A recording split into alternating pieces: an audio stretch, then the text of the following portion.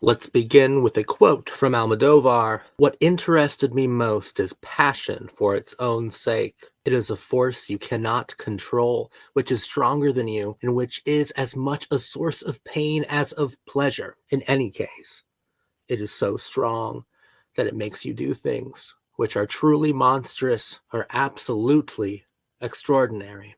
Law of Desire is a 1987 film by Pedro Almodóvar.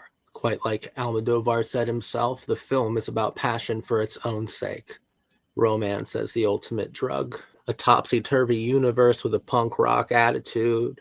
A hypersexual world full of extremely provocative, complex narrative systems, focusing on the genre exploitation trappings of a queer love triangle. This film feels rebellious. It feels ambitious in a proudly misfit way.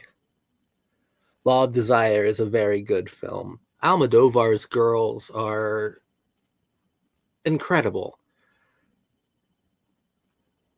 Almodóvar's films light my soul aflame, like just set my brain on fire. I love all of Almodóvar's girls.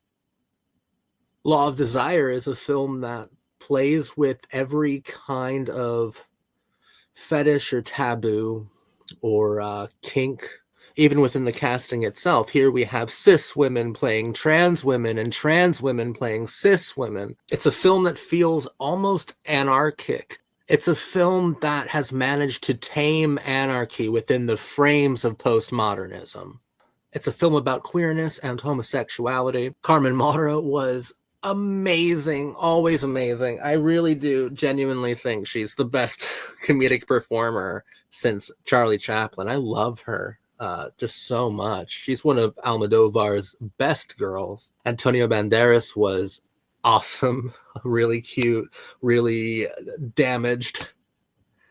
Typical for Banderas in an Almodóvar film. And just like his later work would do, Law of Desire blurs the lines between performance and reality, art and the artist. A statement made on cinema or a statement made on art is also a statement made on reality and a statement made on the artist, which leads you to wonder just how reflective Almodóvar's own work is of his own passions, maybe of his own secretive passions. I found this film highly enjoyable. I think it's very good, but not quite great. It kind of loses steam here and there. It has so much energy that it's kind of bound to have a few hiccups throughout its runtime, which it does.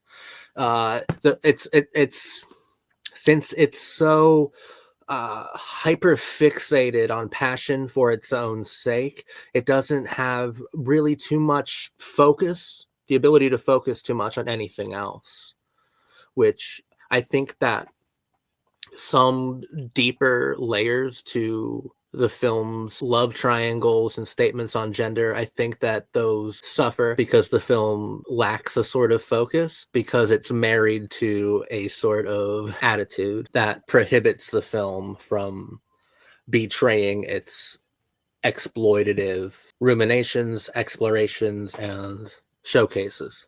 But I think that Almodovar was on the verge of greatness. And I say verge, obviously, very deliberately, because the very next year he would release Women on the Verge of a Nervous Breakdown, which is his first masterpiece and easily one of my favorite Almodovar films. That goes all about my mother and then Women on the Verge of a Nervous Breakdown. So he was on the precipice, on the verge of greatness, of a masterpiece. And in Law of Desire, you can kind of see it as a really significant film in Almodovar's catalog. I know that Almodovar himself views Law of Desire as a very important film because it's kind of a turning point. He's kind of realizing where his mastery is, or maybe he's realizing that he actually possesses mastery in the first place.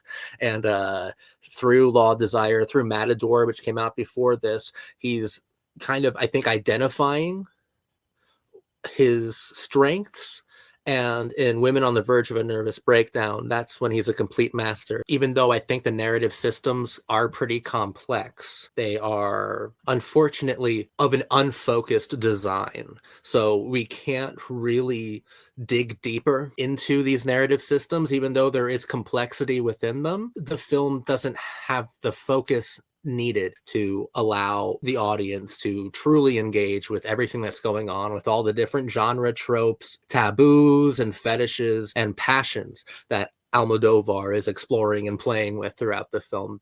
Law of Desire doesn't really give you that opportunity because Law of Desire is unfocused, or it's focused on something less powerful within a moment that could be so much more powerful than it was. But since we're focused on kind of maybe a superficial aspect or an aspect that really shouldn't be the focus, then the complexity overall can suffer on account of that. Once again, Law of Desire isn't a film without complexity, but it's mostly a film without focus and without a steady rhythm. If film is a lot like music, I think Kubrick once said that film should be more like music than anything literary, than anything else.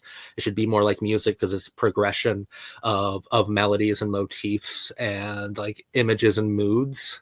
Then Law of Desire is not a bad piece of music to listen to, but it is kind of frustrating. It's fun.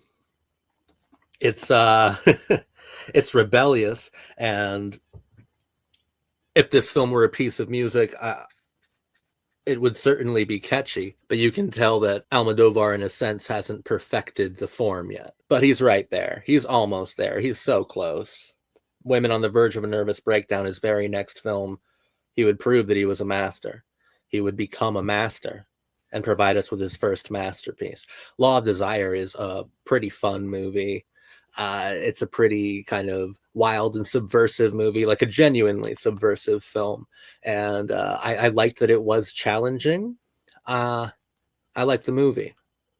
I really liked identifying all of the stuff that Almodóvar would spend the rest of his life hung up on and obsessed with, you know, making themselves entirely visible here. It's essential viewing because here you see the seed of the master before he was truly a master.